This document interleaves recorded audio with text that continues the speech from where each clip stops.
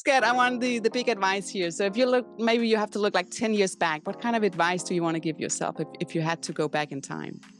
Have more confidence in yourself. Giving back more, investing more in the communities that I'm engaged with. You know, if it feels right in your gut, it's right for you. I would say slow down and understand what you're going through today.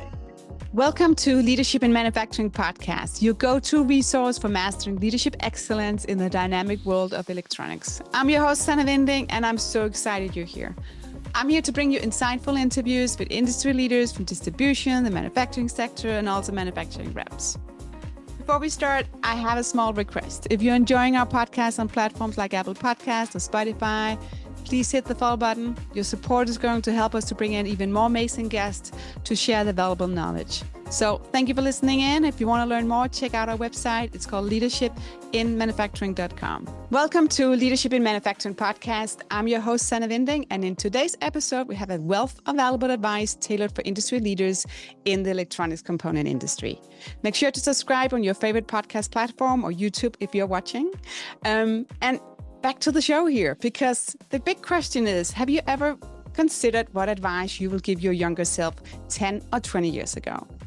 I collected some of the responses for some of the most liked episodes from industry experts within the manufacturing sector, the distribution channel, and also from manufacturing reps. And some of the advices comes from understanding your customer better, to staying committed to your goals, and also have a much stronger self-belief. So please enjoy this episode, and remember, self-reflection is key to enhancing your leadership skills. You know, if you want to give yourself an advice, maybe 10 or 20 years ago, depending on how long you want to look back, what kind of advice would you give yourself? I would say slow down and understand what you're going through today. I look early in my career and, I think I was going through the motions, trying to go faster and faster and faster.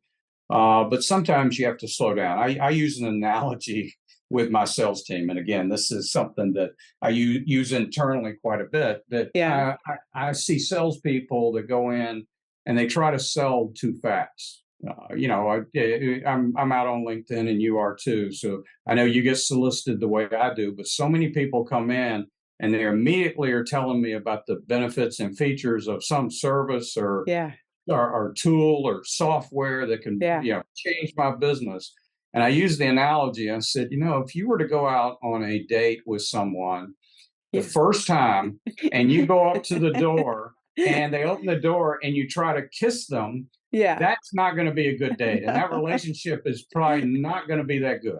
And I said, why don't you slow down a little bit and learn today? Find out something about, just like if you're on a date, you want to get to know the person, to know if you have common values. And it's no different with that, customer relationship. So I think slowing down a little bit and and getting to know the customer and not trying to rush to kiss them or sell them something the first time you meet them. I think that's I learned it over the years, but it took me quite a few years, I think, to get there. Yeah. Oh, I can agree. Yeah. The one it's like you're there in your face, right? And it's just let's connect first. It's the same if you go to a conference. It's not like you're like, here's my business card and then let's, sign here, right? And you have the PO tomorrow. You wanna provide the value first and build that relationship. So I like that one you're saying. Slow down. Slow down a little bit and pay attention to what you're doing and get to know the customer, get to know your people. Get to know your competitors. I mean, you'll be better at whatever you do. And if you learn that early in your career, you'll be super successful. Yeah.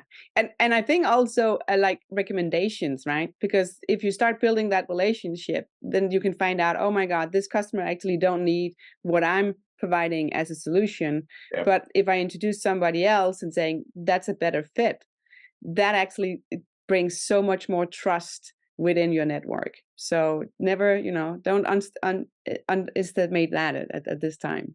Absolutely. Nothing irritates me worse than somebody, they contact me and they've got this great thing. And I said, well, you do know I'm not in that industry, right? Yeah. and no, I didn't know that. Well, you probably should have known that before you tried to sell me that. Yeah. That means there's too much automation going on, too much AI. They Yep. did not look at the data first. That's it. Absolutely. That's it. Let's talk about advice. So if you were like looking at yourself and you had to give you an advice for like 10 years ago, what kind of advice would you give yourself? Hmm. Well, I think I'd say stay the course and just continue to do, if it feels right in your gut, it's right for you. Right. So, there's different times in your life where different things are right for you. Yeah. You might in your head have these certain aspirations, but the timing in your life might not be right. So for me, it's just stay the course because, when that opportunity is right, it kind of just, it works its way out. When I started at Cornell Jubileer, I started in product marketing, and that was right for me at that time. That was my first job at a manufacturer. My background had been in distribution and I had worked for a rep. And when I came to work at a manufacturer, I started in product marketing. Yeah. And then it was also timing, just sometimes it works out that way. But staying within Cornell, I was able to do different jobs and ultimately landed within, managing the distribution channel there. And, it was all the timing. I stayed the course. When that opportunity came up, it was a good time for me. My son was now older. I was able to travel. And, when he was younger, that was not a choice that Yeah. I wanted to make at that time. So for me, it was stay the course because ultimately things will align, with where you want to go.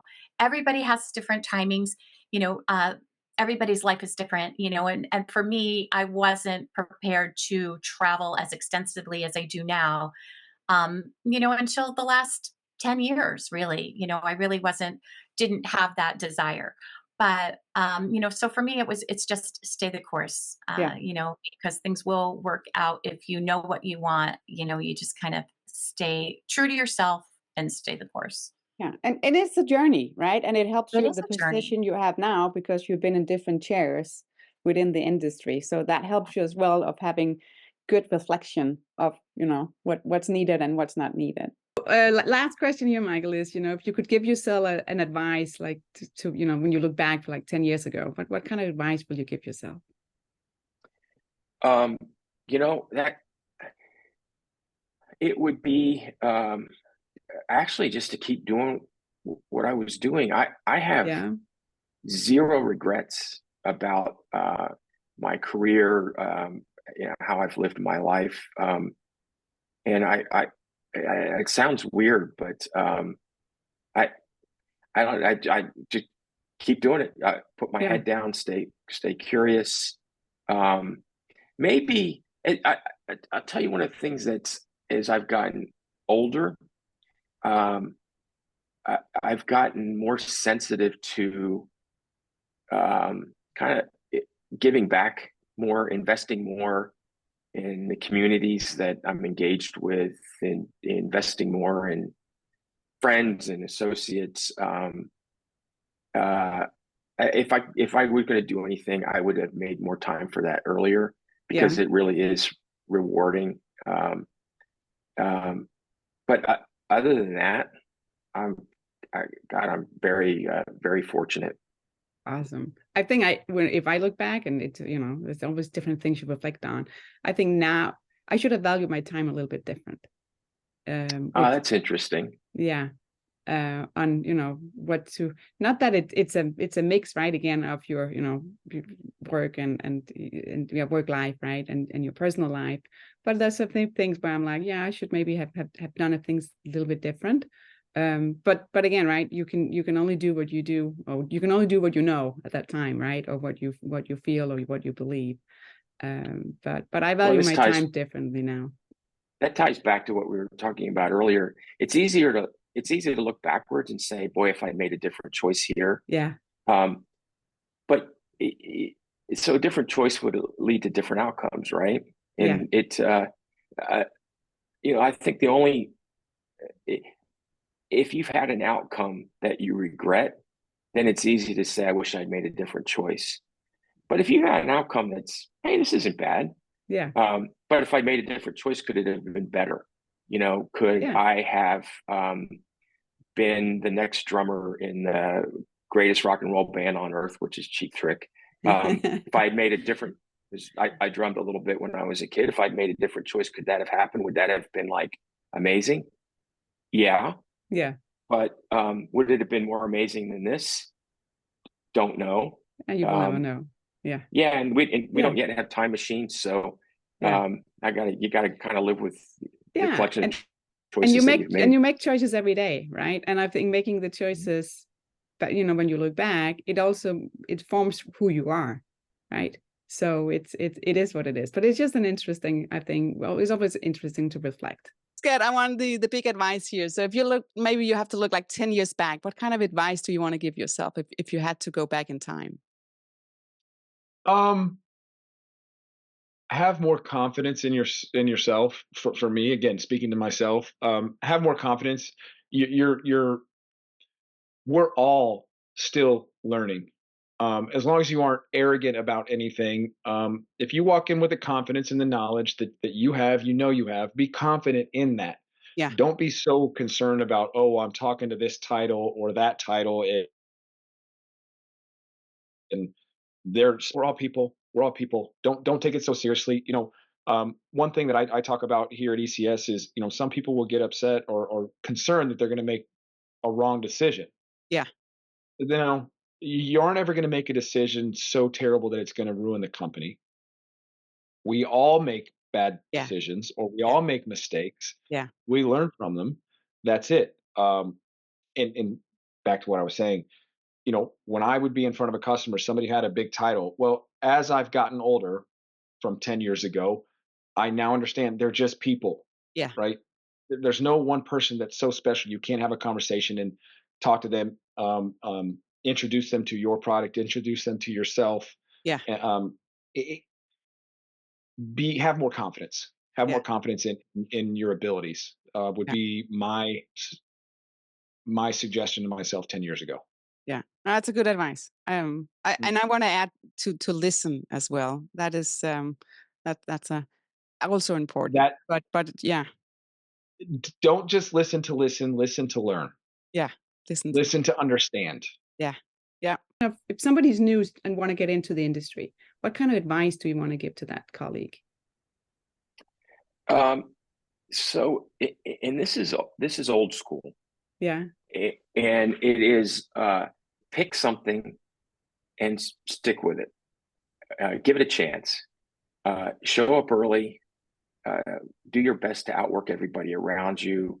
Pick a mentor. Attach yourself to somebody that you think, boy, in a couple of years, 5 years, 10 years, as I look ahead, I would love to be where this person is. I would love to, have the kind of attitudes and ethics of this person. Yeah. Be very deliberate about it. And regardless of your field of interest, what company you go to, etc., network like crazy. And this is something that I don't frankly see a great appreciation for in younger generations. I see younger people in the workforce, and this is a generalization, but tend to compartmentalize. They've got their work life and kind of all in on work, but there's a cutoff point where then it's their personal life all in on personal. Yeah. And so what ends up happening is at the end of the workday, if there's an event, a mixer, someplace to go that you can network in your industry, the attendance on those things has gotten quite small. And I think that's a mistake. It's never too early in your life to start to network. Virtually all of the great things that have happened to me in my life and career have resulted from an investment in networking I made prior to them happening.